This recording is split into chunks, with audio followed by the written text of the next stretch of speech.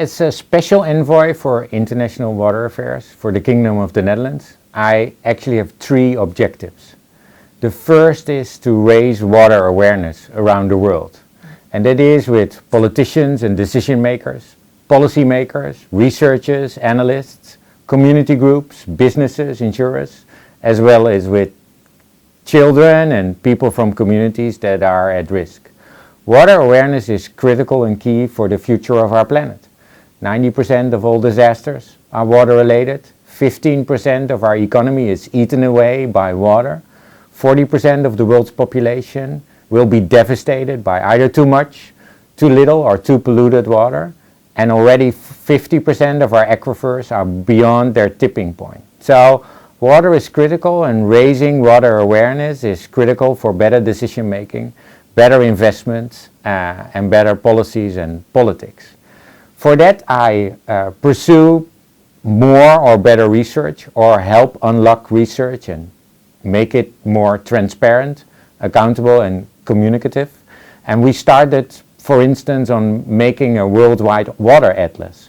A worldwide water atlas that showcases vulnerability, but also opportunities to deal with these water challenges.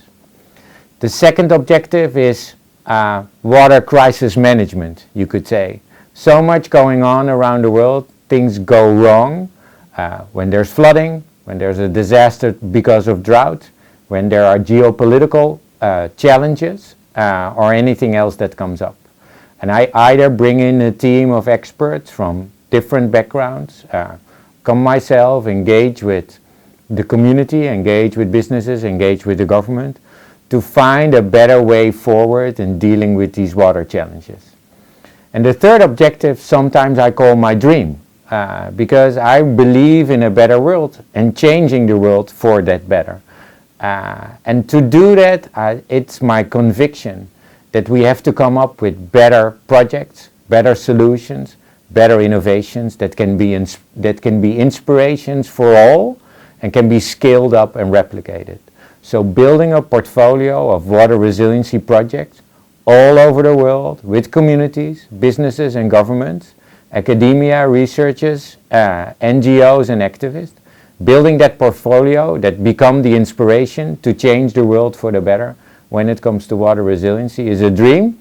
But together with the World Bank, ADB and other investment banks, with private sector funding as well as foundations, I think we can get to such a portfolio, and with that portfolio to inspire others to replicate them and scale them up, and then actually get to a more water secure world.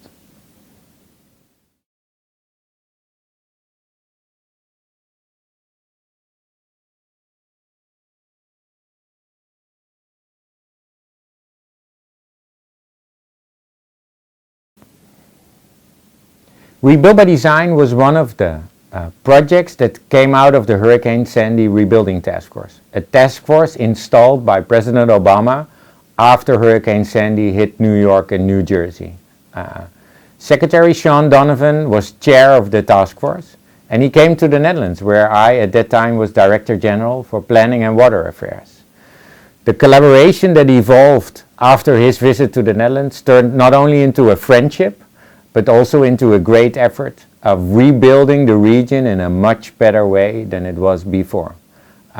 To do that, we of course invested a lot of the funds allocated by Congress in rebuilding that region.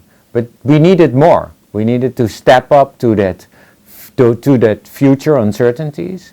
And for that, I developed Rebuild by Design.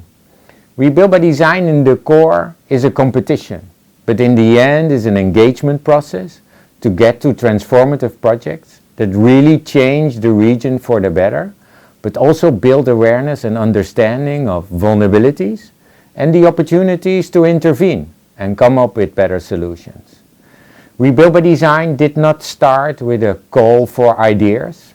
It started with a call for talent. And with grasping the talent of the world, we developed a process of collaboration with the talent of the region. Talent that was within the communities, within mayor's office and governor's office, within NGOs and academia, researchers and activists. And together we brought that talent into a process where they engage with 10 teams, interdisciplinary teams from all over the world. This research, this first step of engagement, brought a better understanding of the vulnerabilities, interdependencies, but also the opportunities of the region. And that better understanding also increased the awareness in the community to step up to the challenges of climate change and collaborate better with the government they actually distrusted. So Rebuild by Design started off as a community approach, a collaborative effort to build understanding. Now the second phase, of course as important as the first, was to bring that understanding towards innovative, transformative, but also implementable solutions, projects we could build. Every team came up with a coalition of stakeholders, and together with that coalition, with innovative projects that could help change their community and inspire the rest of the region, the rest of the US, to do better, to improve, to scale up and replicate these projects and implement them in other places. 10 teams presented 10 projects, and we selected 6 winners. And the 6 winners in total were allocated $920 million from disaster recovery funding from the federal task force. So in the end, we had a process of almost a year where the world of talent engaged with the talent of the region, where governments worked together with NGOs, academia, businesses, developed solutions, and now we're in the implementation phase. Rebuild by Design not only challenged the region's questions on resiliency, it also challenged the capacity of government, business and community to deal with those challenges. So after Rebuild by Design, the lessons learned were incorporated in a national disaster resiliency competition to not only look at the vulnerabilities of the New York region, but actually look at the vulnerabilities in regards of climate change to the rest of the US. And 2 years after the winners were presented of Rebuild by Design, or 1.5 years after, we presented the winners of the National Disaster Resiliency Competition, now informing so many communities around the US and to do better when it comes to preparing of the for resiliency in light of those future challenges. And in that sense, Rebuild by Design was very much of changing the paradigm of a cultural change, that it's not about preparing for repair, it's preparing for the future. So the repair is less hard, and that you're better tasked as a community, better tasked as infrastructure and systems, and better tasked as government to deal with those uncertainties, and in that matter, be resilient across the board.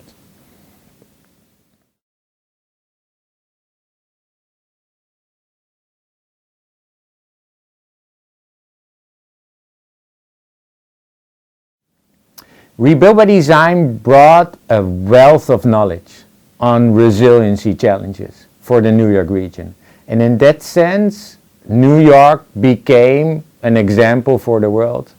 But the vulnerabilities and interdependencies also are a showcase of vulnerabilities and interdependencies for any urban place so close to the water, vulnerable to sea level rise and surges and storms, but also droughts and other uncertainties. In that sense, Rebuild by Design brought to bear opportunities that are not only capable of changing the lives of the communities at risk in New York, but can be able to change lives across the world. 42 proposals were developed during Rebuild by Design. We only brought forward 10 of them, and we only were able to select 6 winning proposals. All 6 of them have great inspiration for the rest of the world. Why? Because they combined environmental and ecological issues with social, cultural and economic ones. Why? Because they tapped into the resources of all those communities, the hearts and minds of the people at risk, as well as of the hearts and mind of the decision makers and investors. We have small-scale projects as well as very big-scale projects.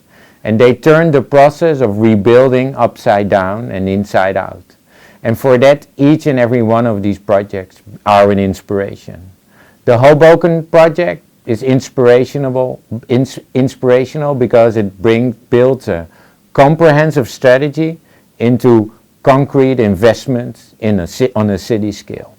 The Big U turns a Robert Moses approach into a Jane Jacob project, working with the community, informing them and getting their needs into the resiliency efforts to protect Manhattan. Being able to protect Manhattan is like an inspiration in itself. The Scape project, working off of Staten Island coast, building new oyster reefs, doing and restoring the ecological quality of the water, and at the same time increasing the opportunity for recreational efforts, making school programs, really building up community resiliency on the Staten Island shore. Hunts Point, where the food market was combined on a peninsula with one of the most vulnerable communities, now have a strong coalition to move forward and ahead when it comes to resiliency. On Long Island, we do a small-scale Room for the River project that is so comprehensive that it can be replicated all across the United States. And in the Netherlands, the Swampland, where the Sopranos in the TV series bury their bodies, now turns into the greatest asset for the New Jersey region. So all of these projects showcase an opportunity for change, and I would say they're all inspirations in their own way for changing the world for the better when it comes to resiliency.